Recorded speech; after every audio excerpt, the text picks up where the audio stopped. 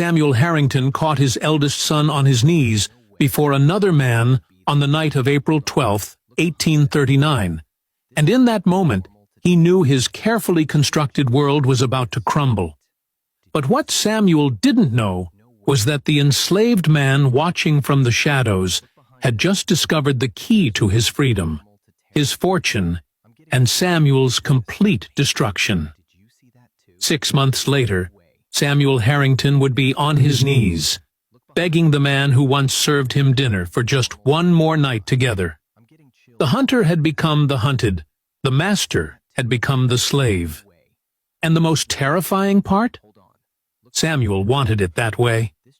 Before I tell you how one of South Carolina's wealthiest plantation owners became completely enslaved to a man he once owned, before I explain how a $3.2 million fortune ended up in the hands of someone who arrived as property worth $800, let me take you back to where this dark obsession truly began. Subscribe right now, hit that notification bell, and comment your state below, because this story goes to places that will make you question everything you thought you knew about power, control, and desire. Now, let me take you to Charleston, South Carolina, in the spring of 1839, to a world of privilege built on suffering, where the most dangerous secrets weren't kept in locked safes, but in locked hearts. Spring 1839. The low country of South Carolina stretched out in endless fields of rice and cotton, worked by thousands of enslaved people, whose labor built the fortunes of men who would never dirty their own hands. The air hung thick with humidity and jasmine.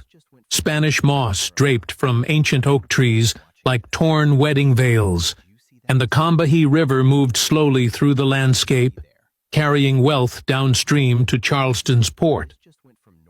This was a world built on contradictions. White-columned mansions rose from land soaked in suffering.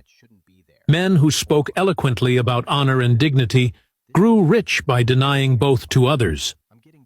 Women who prided themselves on Christian virtue turned blind eyes to the screams coming from the slave quarters when discipline was administered. Everyone knew the rules of this society, and everyone pretended those rules made sense. In Charleston's ballrooms, plantation owners' daughters danced in silk gowns worth more than an enslaved family would earn in a lifetime, if they had been allowed to earn anything at all. In the city's churches, ministers preached about divine order while carefully avoiding any mention of the auction blocks visible through the church windows, where human beings were sold to the highest bidder every Tuesday and Friday.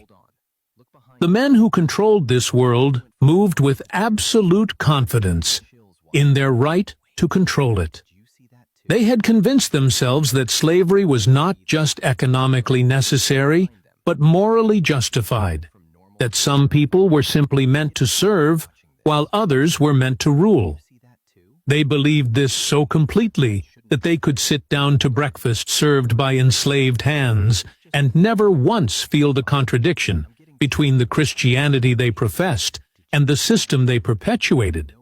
Oakwood Plantation sat on 600 acres of prime agricultural land just outside Charleston. The main house was a testament to wealth acquired through human misery.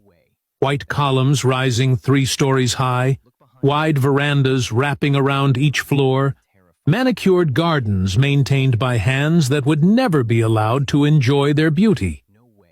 This was Samuel Harrington's domain, his kingdom, his carefully crafted illusion of perfection. Samuel Harrington was 45 years old in the spring of 1839, but you wouldn't know it to look at him. Let me paint you a picture. This man stood 6 feet tall, with broad shoulders that filled his tailored jackets perfectly. While other plantation owners his age had grown soft and thick around the middle, Samuel maintained the physique of a man 20 years younger. He stood 6 feet tall, with broad shoulders that filled his tailored jackets perfectly. His blonde hair showed only hints of gray at the temples, which somehow made him look more distinguished rather than older.